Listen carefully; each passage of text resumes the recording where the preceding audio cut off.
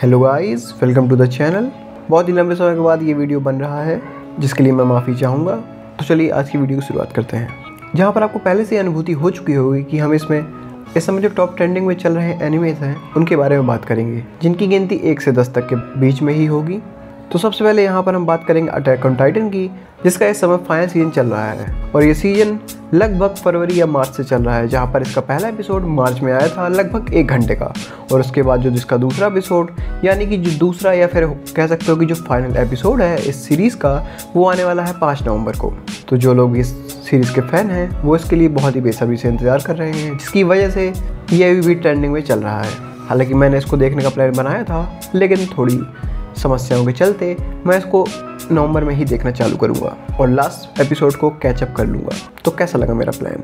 खैर, इसको दरकिनार करते हुए हम आगे बढ़ने का प्रयास करते हैं, जहाँ पर जो दूसरा एनिमे है वो है जुजुत्सु काइसेन सीजन 2, जिसके बारे में बात करने लायक इस समय है नहीं, क्योंकि लोग बहुत ही आक्रोश में हैं और उसके राइटर को गोली से मारने की धमकी दे रहे हैं। इसलिए उस सेंसिटिव मैटर पे हम चर्चा नहीं करेंगे। हम केवल इस पर बात करेंगे जो सीजन 2 एनिमे का आया है वो कितना बेहतरीन, इसलिए हम यहाँ पर केवल उस चीज़ पर फोकस करेंगे जो कि एनिमे के मैटर पे है।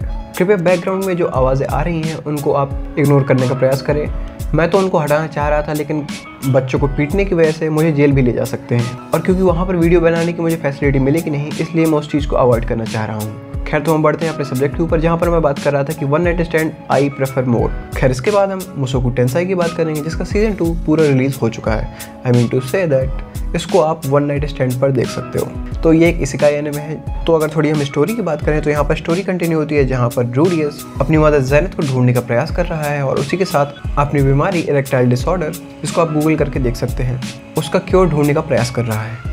इसके आगे की मैं स्टोरी बताना चाह रहा हूँ, लेकिन मैं सोच रहा हूँ कि अगर स्पॉइलर वाला सीन हो गया तो फिर लोग बुरा मान जाते हैं, तो उसको दरकिनार करते हुए मैं केवल इतना कहूँगा कि ये सीज़न 1 से थोड़ा पेसिंग में स्लो है और इसमें ड्रामा और इमोशनल सीन्स की भरमार ज़्यादा है कंपेयर टू सीजन 1। पर यहाँ पर एक्शन भी आपको थोड़ा कम देखने को मिलेगा, काफ़ी कम मिलेगा।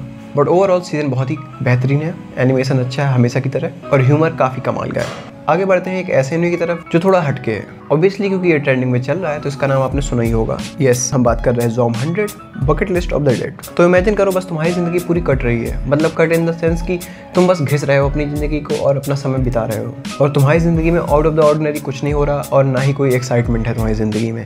प्लीज़ इसको दिल पर ना लें, क्योंकि मुझे पता है कि बहुत लोग की ज़िंदगी ऐसी ही चल रही है करंट में, एंड सडनली तुम अपने आप को एक ऐसे शहर में पाते हो जहाँ पर ज़ॉम्बीज़ तुम्हारे आसपास मंडरा आ रहे हैं। मतलब तुम्हारे ऊपर ज़ॉम्बी, तुम्हारे नीचे ज़ॉम्बी, तुम्हारे अंदर ज़ॉम्बी, तुम्हारे बीच में ज़ॉम्बी, मतलब हर जगह ज़ॉम्बी। और ये सिनेरियो देख के तुम्हारी सटक जाती है, पर तुम अपनी जान बचाने के बजाय तुम सोचते हो कि मैं क्या क्या कर सकता हूँ जो मैं नॉर्मल लाइफ में नहीं कर सकता, और तुम उन चीज़ों को पूरा करने में लग जाते हो। तो ये एनिमे उसी बारे में है, जहाँ पर तुम अपनी ख्वाहिशों को, जो बहुत ही अजीब और बहुत ही सोफिस्टिकेटेड टाइप की हैं, उनको पूरा कर सकते हो। और यहाँ पर जो MC है वो यही काम करता है। एनिमे की थीम काफ़ी अलग है एंड रिफ्रेशिंग है, तो आप इसको चेकआउट कर सकते हो। एंड उसके बाद हम बात कर रहे हैं एविडेंस इन शैडो की, जिसका सीजन 2 अभी अक्टूबर में रिलीज हो चुका है। अब क्योंकि अभी तक इसके 2 ही एपिसोड आए हैं तो इसके बारे में ज़्यादा कुछ मैं बता नहीं सकता, लेकिन इतना कहना ज़रूर चाहूँगा कि जैसा कि इसके सीजन 1 ने कैरेक्टर बिल्डअप और MC की पावर्स को एक्सप्लोर करने में लगाया था, यहाँ पर सीजन 2 में हम विलेंस की एंट्री देखेंगे जो MC को थोड़े बहुत तो परेशान करेंगे, क्योंकि सीजन 1 में हमने देखा कि MC के लिए सब कुछ बच्चे के हाथ से लड्डू चुराना है, लड्डू छीनना है, लड्डू की जगह तुम कुछ और भी रख सकते हो, वो तुम्हारा मैटर है। उसके बाद है गॉब्लिन स्लेयर,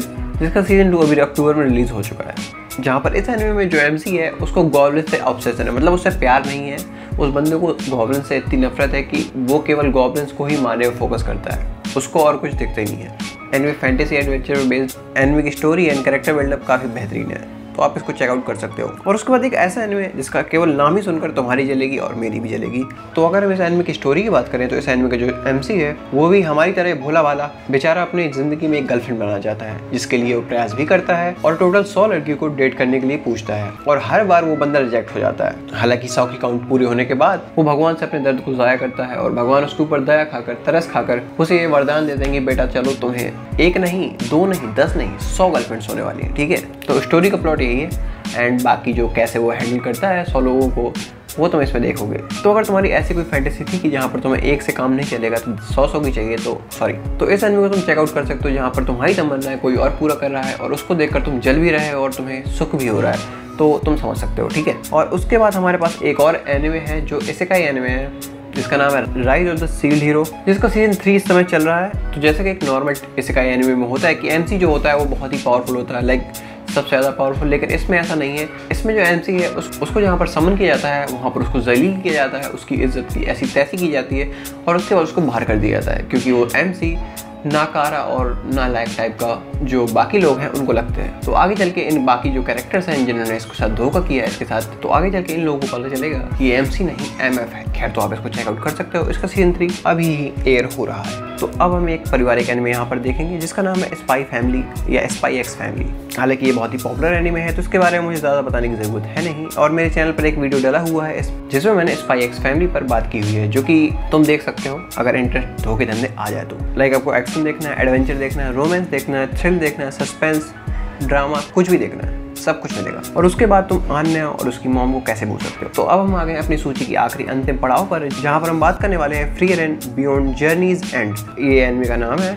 तो ये भी एक फैंटेसी एडवेंचर एनिमे है जो कि ब्रांड न्यू है, जहाँ पर इस एनिमे की स्टोरी की शुरुआत वहाँ पर होती है जहाँ बाकी एनिमेज अपनी स्टोरी खत्म करते हैं। हाँ, मतलब जैसे हम नॉर्मली देखते हैं कि एक डीमन किंग होता है, एक पार्टी फॉर्म होती है हीरो की, वो जाके उस पर लड़ती है, ये पूरी कहानी हमें दिखाई जाती है। लेकिन इस एनिमे में इसका उल्टा है। यहाँ पर हीरो की पार्टी फॉर्म होती है, डीमन किंग को मार चुकी है, एंड स्टोरी उसके बाद कंटिन्यू होती है डीमन किंग के खत्म होने के बाद। क्योंकि एल्फ की लाइफ स्पेन ज़्यादा होती है बाकी लोगों से, तो इसके जो पार्टी के मेंबर होते हैं वो धीरे धीरे मरते हैं, और इसके सामने ही मरते हैं, तो थोड़ा बहुत दुख तो होता ही है लोगों को। तो इस एल्फ फ्रेरन की जर्नी दिखाई जाती है जब उसके पार्टी के मेंबर्स धीरे धीरे मर चुके हैं और अब वो एक अलग ही जर्नी पे निकल जाती है, जहाँ पर ना उसका कोई एम है ना ही गोल है, बस वो एक एमलेस जर्नी पर निकल जाती है। तो आप इसको अपनी आंखों से सराह सकते हैं। इसके अलावा भी टोक्यो रिवेंजर्स का सीजन 3 भी आ चुका है, जिसके बारे में आप लोग को ऑब्वियसली पहले से पता होगा। खैर, तो आज की वीडियो में इतना ही। मिलेंगे आपसे अगली वीडियो में। जय हिंद, वंदे मातरम।